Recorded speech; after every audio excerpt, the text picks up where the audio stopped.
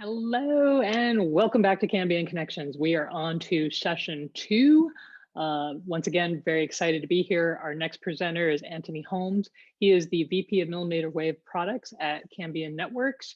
He's got a deep history in radio tech and is going to share his perspectives on 60 gigahertz.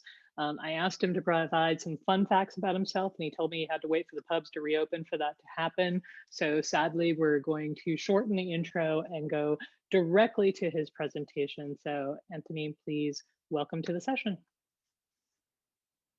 Let's begin. Hello there, my name is Antony Holmes. I'm the Vice President of Millimeter Products here at Cambium Networks. Over the past 6 months, there has been a dramatic increase in the awareness of fixed wireless, connecting the unconnected being even more important to everyone, driven by a confluence of factors, including the escalating demand for broadband due to the COVID pandemic and the anticipation of 5G fixed wireless access as an alternative to fiber. There is another reason for the excitement in the world of fixed wireless: the arrival of the new 802.11 standard and Terragraph as platforms become available for multi-gigabit fixed wireless solutions. The timing couldn't be more perfect for these game-changing technologies. With this technology, it is now possible to deliver reliable multi-gigabit wireless broadband at the edge of the network. With dramatically lower costs and time to deploy, the possibility is nearly endless. Over the next 20 minutes, I will give a brief overview of the technology and the architectures that make this possible. I will focus the majority of the time on how the 60 gigahertz solutions can be and are being applied in real-world use cases that all of you face every day.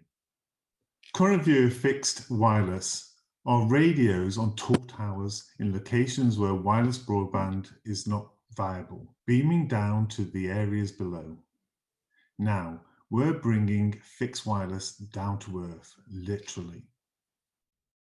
Distributing the wireless backhaul from point to point, expanding out and spreading across areas we wish to cover. With millimeter technology, the propagation does mean that you have shorter ranges than traditional fixed wireless. But with beamforming and physical size being so much smaller, these radios can be strung together, lower to the ground, using the side of buildings, rooftops, street lamps, to get the coverage and density that you need. You don't need tower climbs for these solutions. A cherry picker, a ladder, these will come in handy. But physically deploying 60 gigahertz solution should be no more different or difficult than a physical deployment of Wi-Fi APs, making this solution so much more accessible to enterprise and non-telecommunication operators. So what's changed? 60 gigahertz has been around for many years, whether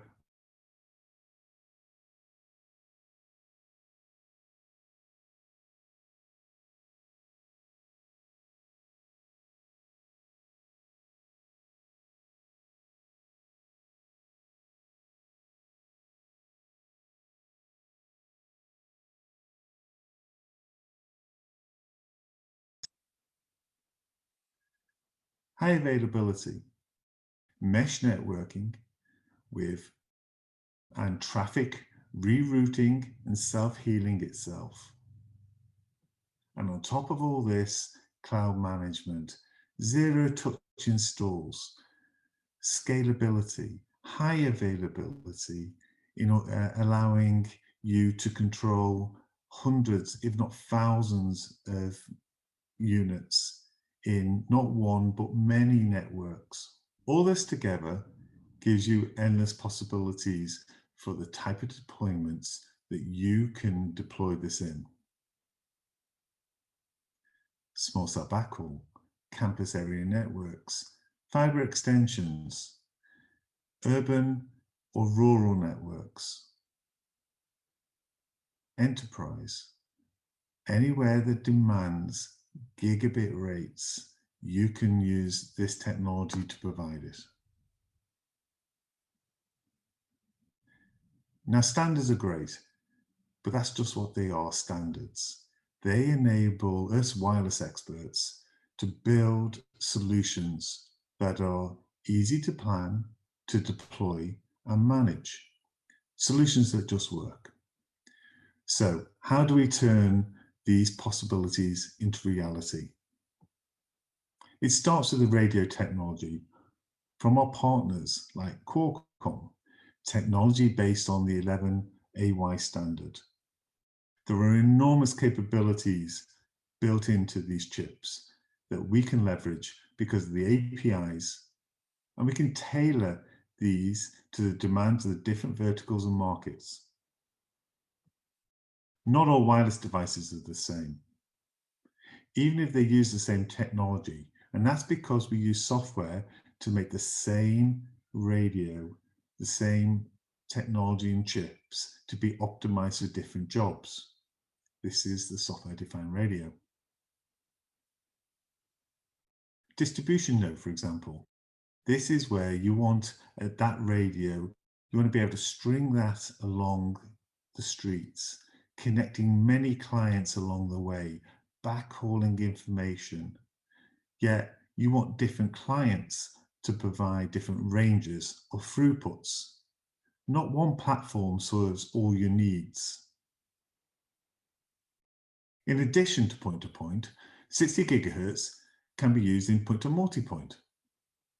The real breakthrough is the mesh technology that Facebook has developed in partnership with Qualcomm, ourselves, and others. This gives us high availability and scalability. Whilst you may not be climbing towers, you still want to know, and you need to know, how many, where, and what to deploy, and what performance to expect from your radio and your network. This means building network designs that accurately predict the performance and reliability before you even start, before a truck is rolled. Because 60 gigahertz is part of the fixed wireless ecosystem, these tools can be used for all types of fixed wireless deployments. LiDAR-based tools give you accuracy for line of sight, non-line of sight, down to meters. Proven fixed wireless link planning tools enable you to be able to plan your links and know what the throughput and capability of each one of those links are well in advance. Advanced mesh planning tools allow you to understand how to get your high availability and how to get your reliability. And then you have beamforming. The automatic beamforming enables you for ease of installation. You're able to come along there, the radios will beamform together bidirectional and optimize the performance of that link. Of course, layered on top is a mature network management software platform. You can manage the wireless solution from the backhaul. You can the fixed access right into the home or office for a single management system.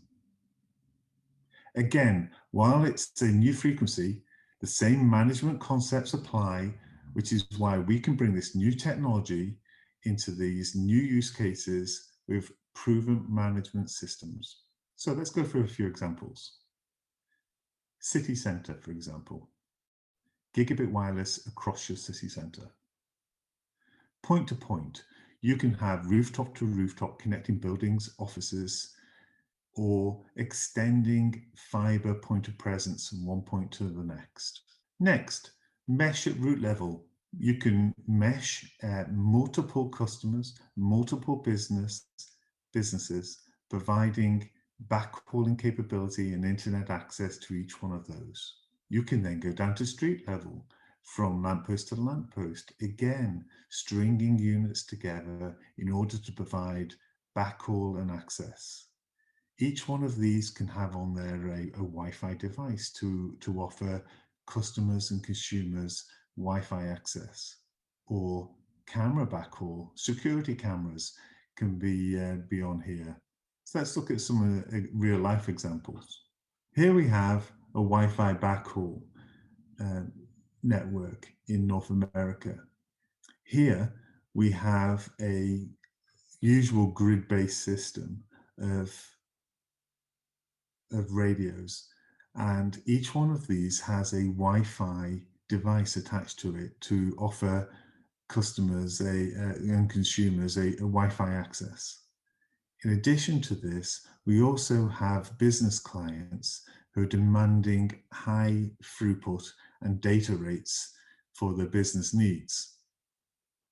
In this, you can see this is being planned through a link planner, and you can see how they all string together, and you're able to plan how many distribution nodes you might need, where those distribution nodes might be, and the performance that each one of these customers might get.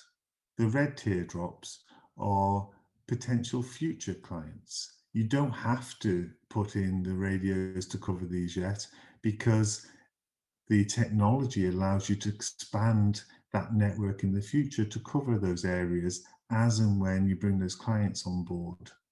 You only need to spend and deploy radios where and when you need them. Here's one of the largest 60 gigahertz networks currently in existence. We are working with YTL in Malaysia to replace the old technology with the new upcoming CM Wave 60 gigahertz technology.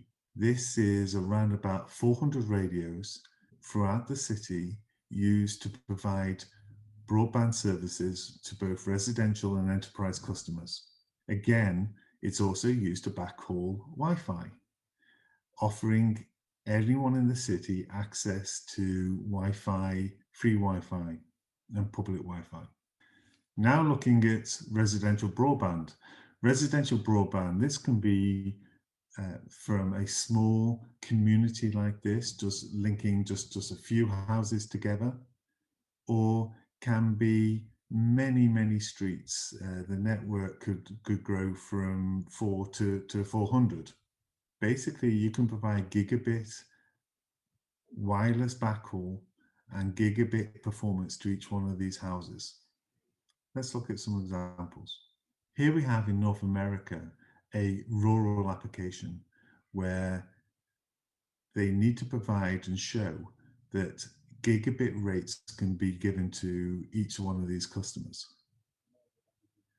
What we have here is a plan where you can expand out to small areas, clusters, and deliver that kind of capacity.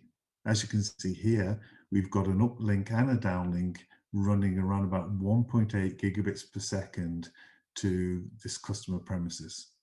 Looking at enterprise, we have an industrial estate here where we have a fiber point of presence comes in. It needs to be distributed around this enterprise industrial estate. Now, instead of digging up these car parks, instead of digging up the sidewalks, we're able to use distribution nodes from building to building and link each one of those to the fiber point of presence. Even along with this, we're able to provide Wi-Fi access, again, to public areas. Campus connectivity, whether it's a hotel complex or a conference center or a university college campus, a private network where you want to actually provide not only backhauling from building to building, but Wi-Fi coverage as well. This technology allows you to get gigabit rates around that campus area. Industrial applications. For an example here, we have a rail yard. There's a lot of metal in here. There's a lot of moving objects. It's a very harsh environment. You need a rugged, reliable radio system, not only physically, but also as far as the radio is concerned as well. By using mesh, you're able to have a way of self-healing and backhauling data if there's any moving objects or if there's obstacles get in the way, you're able to reroute quickly and still give that connectivity. Industrial IoT. Here we have a large industrial plant. What we want to provide here is not only backhauling information from factory to factory or office to office, and this can be data for users using computers, or it actually could be IIoT from machine to machine. This system allows you to backhaul that data around, as well as offering that the Wi-Fi devices on each of these allow the office workers and the people around the site to walk around and have connectivity at all times. 5G, small cell backhaul. A lot of people have been talking about this for many years. Now we're at the brink of being able to provide it using the 802.11ay technology. While 5G can be used to do this, those frequencies are a valuable asset. In these deployments, you can use 60 gigahertz instead to provide a multi-gigabit backhaul to these cell sites, while they get on and do the mobile backhauling. We are able to provide point-to-point access and extend the POPs, or the points of presence range, and then using point-to-multipoint provide small cells the access they need and the data backhauling they need. Even in built-up areas like a city centre, you can turn non-line of sight to line of sight using DNs and client nodes. Stringing DNs together, you can go around obstacles, and alternative paths can be created to increase capacity and availability. As these radios are synchronized, unlike Wi-Fi, where the more APs you have, the more interference you get, this technology has interference suppression and methods in order to have that high density, high capacity that you need to be able to group lots of these radios together. In the old days, capacity like this would require fiber to get that gigabit rates. Now you can look at using wireless to extend the reach instead of fiber. Here's an example of a small cell backhaul that we're working on. We have 3 small cells here in a city street. You need to be able to backhaul from all 3 of those. So instead of putting a fiber between each one of these points, you can use a high availability, highly reliable 60 gigahertz link to be able to connect these at very high data rates. The demand here is for 5 nines capability and reliability. The 60 gig technology enables us to link these together at gigabit rates with 5 nines capability. This technology has many applications and verticals where it can be utilized, whether it's urban, residential, or rural service providers. Low cost client nodes meet various ranges and performance challenges.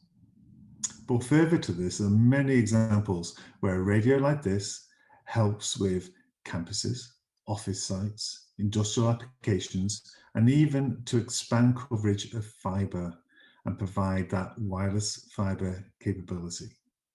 Now with that, I'm going to show you a short video.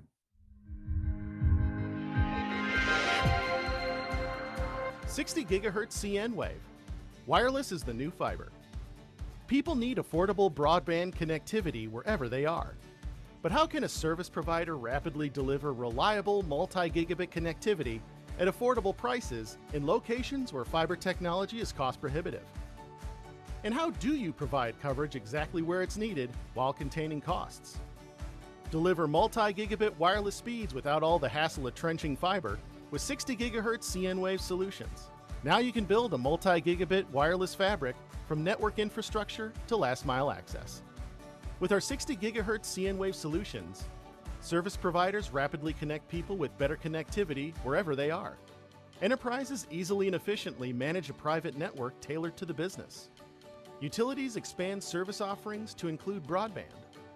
Customize cnWave to tailor the network to meet coverage and capacity needs. Point-to-point bridges between locations. Point-to-multipoint distribution networks.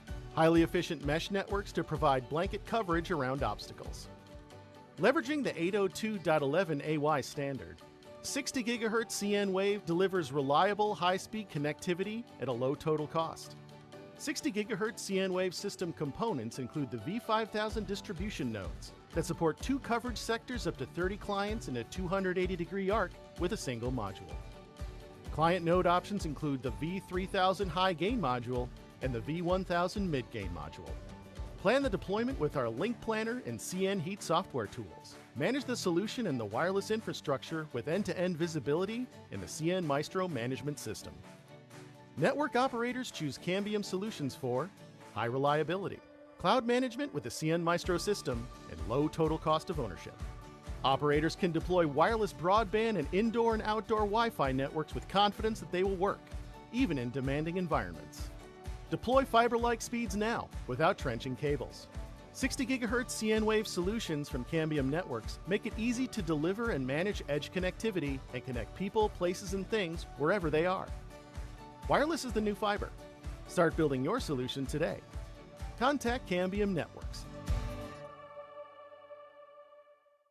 So I'd like to thank you for listening, and if there's any questions, please feel free to ask them.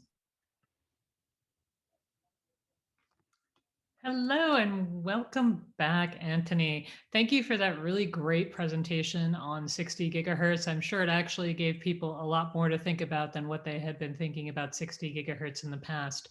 So before we get started with the question and answer, and I do want to remind everybody that is on this session that this is a live Q&A, so you can put your questions in the chat below and I will ask them. So please do that. But before we get there, I want to ask a question of you. So we have a poll question: which of these applications of 60 gigahertz will lead the way? I'm really curious to see what your answers are. So if we could push the poll, that would be great. All right, so while we're actually waiting for the poll, I'm going to start with the first question. You gave some really interesting tee-ups to some of the things that had changed in beamforming and how much easier it is to do deployment, which really means that we've seen a lot of advances in the network, and a wealth of technologies typically means that there has been complexity, but it seems you've done some things to simplify that deployment, management, and security. Can you talk a little bit about how or what you've been doing to make it easier for people to move into 60 gigahertz? Okay, right.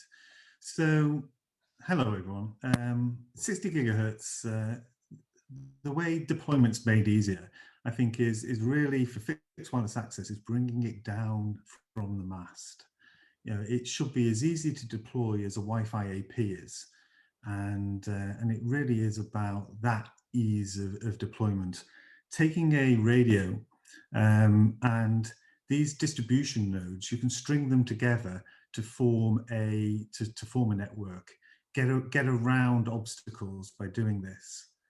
And then centralized management really allows an installer to come along, take a client node, basically put power to it, and then it will then download, it will then get its configuration downloaded from a central point. So it really becomes a very simple operation to get your network all working together in one in one easy way. Management-wise, the same thing, centralized management. I mean, you have high availability by having multiple controllers which can come in on failover.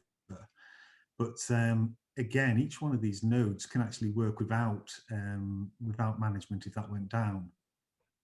And then, of course, you then just put on top of that a whole network management system, which can do not only manage your 60 gigahertz high-speed network, but also can manage your consumer units, your customer premises units as well. Okay, so there's obviously a lot that you've been doing, and I think that speaks to the evolution of the industry and where we are and how much more powerful our offerings are today. There actually are quite a few questions in the Q&A, so why don't I just jump into one of these and then we'll go back and see what the poll results were. So this should be pretty easy. What do you see as a viable backhaul other than fiber? No, I see 60 gigahertz as a That would be viable easy for backhaul. you. I've seen this already in many applications where low cost, high availability, we can achieve that. Wonderful. So I'm actually really curious to hear what other people thought the applications were for 60 gigahertz. Can we push the poll results now?